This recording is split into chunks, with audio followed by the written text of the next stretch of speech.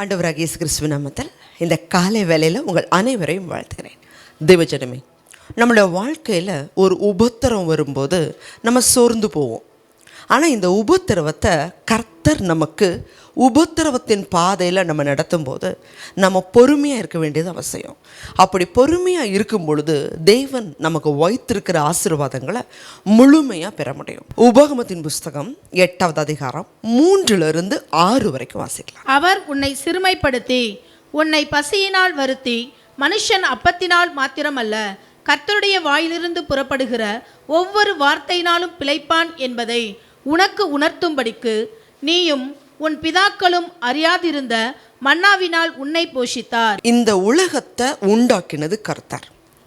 இந்த உலகத்தில் ஒவ்வொரு காரியத்துக்கும் தேவன் ஒரு விதியை வச்சிருக்கிறார். ஆனால் இந்த விதியில் தான் செயல்படணும் அப்படிங்கிறது இல்லை. இதற்கு ஒரு மாற்று விதியும் கர்த்தரிடத்துல உண்டு. அதைத்தான் நாம் விசுவாசிக்கணும். பொதுவாக ஒரு மனுஷன் ஆகாரத்தை புசிக்கும் போது தான் அவன் பலன் அடைவான் அப்படிங்கிறது மனுஷனுடைய விதி. ஆனால் ஆண்டவருடைய விதி என்ன அப்படின்னா, மனுஷன் அப்பத்தினால் மாத்திரம் அல்ல, தேவனுடைய வாயிலிருந்து புறப்படுகிற ஒரு வார்த்தையினாலும் பிழைப்பான் என்கிறத நீ அறியும்படிக்கு.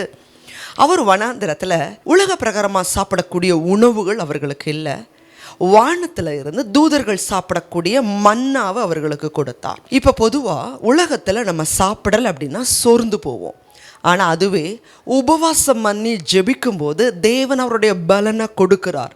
இதுதான் கர்த்தருடைய விதி. மோசே கர்த்தர் சீனாய் மலையில் அவருடைய கட்டளையை கொடுக்கறதற்கு 40 நாட்கள் புசிக்காம குடிக்காம மலையில் அவரோட சமூகத்தில் இருக்க வைக்கிறார். 80 வயசுல 40 நாட்கள் மலையில் இரவு பகலா ஒரு வயதான முதியவர் சாப்பிடலை அப்படின்னா வாலிபர்களே 2 நாட்கள் தாங்கிறதே கஷ்டம். ஆனால் ஒரு முதியவர் 80 வயது முதியவர் 40 நாட்கள் சாப்பிடலை. ஆனால் அங்கே இருந்து 2 கற்பலகைகளை தூக்கிட்டு வர்றாரு. அவருடைய முகம் பிரகாசமாக இருந்துச்சு. கீழே பார்க்குற எல்லாருமே அந்த முக பிரகாசத்தை தாங்க முடியாமல் கீழே விழுந்தாங்க. இதுதான் ஆண்டவருடைய விதி. இதைத்தான் நம்ம விசுவாசிக்கணும் அப்படின்னு வேதம் சொல்லுது. மனுஷன் அப்பத்தினால மாத்திரமல்ல, தேவனுடைய வாயிலிருந்து புறப்படுகிற ஒரு வார்த்தையினாலும் பிழைப்பான் அப்படிங்கிறத உனக்கு உணர்த்தும்படிக்கு தேவன் நம்மளை சிறுமைப்படுத்துகிறார். வனாந்திரத்தில் ஜனங்களை மன்னாவை கொடுத்து போஷித்தார். அதில் அவர்களுடைய பலன் மிகுதியாக இருந்துச்சு. தொடர்ந்து வாசிங்க. இந்த 40 வருஷமும் உன்மேல் இருந்த வஸ்திரம் பழையதாய் போகவும் இல்லை, உன் கால் வீங்கவும் இல்லை. ஒருவன் தன் புத்திரனை சிட்சிக்கிறது போல உன் தேவனாகிய கர்த்தர் உன்னை சிட்சிக்கிறார் என்று நீ உன் இருதயத்தில் அறிந்து கொள்வாயாக. ஆகையால் உன் தேவனாகிய கர்த்தருடைய வழிகளில் நடந்து அவருக்கு பயப்படும்படிக்கு அவருடைய கற்பனைகளை கைக்கொள்ள கடவாய். தகப்பன் தன் பிள்ளைகளை சிட்சிக்கிறது போல கர்த்தர் சிட்சிக்கிறாராம். இஸ்ரவேல் ஜனங்கள் வனாந்திரத்தில் நடக்கும்போது கால்கள் வீங்கலை, வஸ்திரம் பழமையானதை போகலை. உலகத்துடைய விதி வேற. நம் ஆண்டவரை விசுவாசிக்கும் போது உலகத்துடைய விதிகளை தேவன் மாற்றுகிறவர். அதே 15வது வசனத்தை வாசிக்கலாம். உன்னுடைய பின் நாட்களில் உனக்கு நன்மை செய்யும் பொருட்டு உன்னை சிறுமைப்படுத்தி உன்னை சோதித்து கொள்ளிவாய் சர்ப்பங்களும் தேள்களும் தண்ணீரில்லாத வறட்சியுமுள்ள பயங்கரமான பெரிய வனாந்தர வழியாய் உன்னை அழைத்து வந்தவரும் உனக்காக பாறையான கண்மலையில் இருந்து தண்ணீர் புறப்பட பண்ணினவரும். பின் நாட்களில் உனக்கு நன்மை உண்டாயிருக்கும்படிக்கு கர்த்தரே நம்மளை சிறுமைப்படுத்துகிறார்.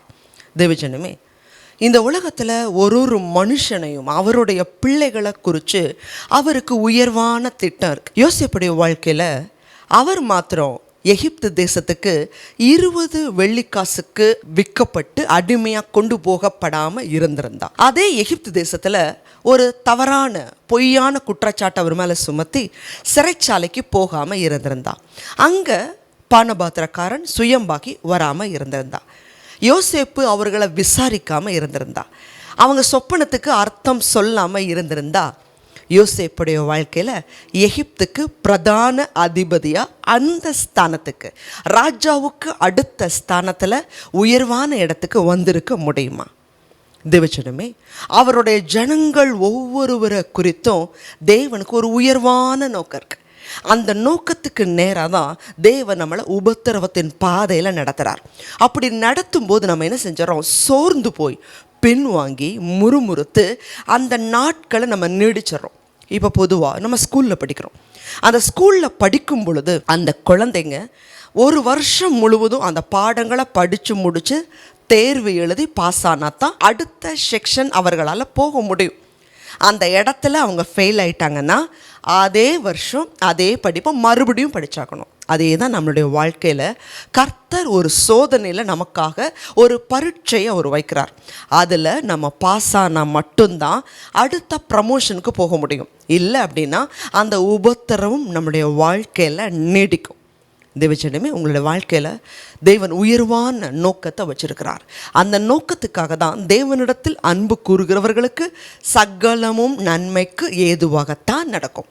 உபத்திரவு வருதா, பாடுகள் வருதா, அதன் மத்தியில் கர்த்தர் என்னை நடத்துவதற்கு வல்லமை உள்ளவர். வனாந்திரத்தில் நடத்துறதுக்கும் வல்லமை உள்ளவர். செழிப்பான காலத்திலையும் நடத்துவதற்கு அவர் வல்லமை உள்ளவர். ஆகாரத்தை கொடுக்கும்போது மாத்திரமல்ல, ஆகாரம் இல்லாத போதும் அந்த மனுஷனை மேன்மையாக நடத்த அவர் வல்லமை உள்ளவர். இதை விசுவாசித்து ஏற்ற காலத்தில் தேவன் உங்களை உயர்த்தும்படிக்கு அவருடைய பலத்த கரத்துக்குள்ளே அடங்கி இருங்க. நிச்சயமாகவே இந்த உபத்திரவத்தை நீங்கள் பொறுமையோடு சகிச்சா தேவனிடத்துலேருந்து கனமான மேன்மையான உயர்வு நிச்சயம் உங்களுக்கு வரும். ஜெபிக்கலாம்.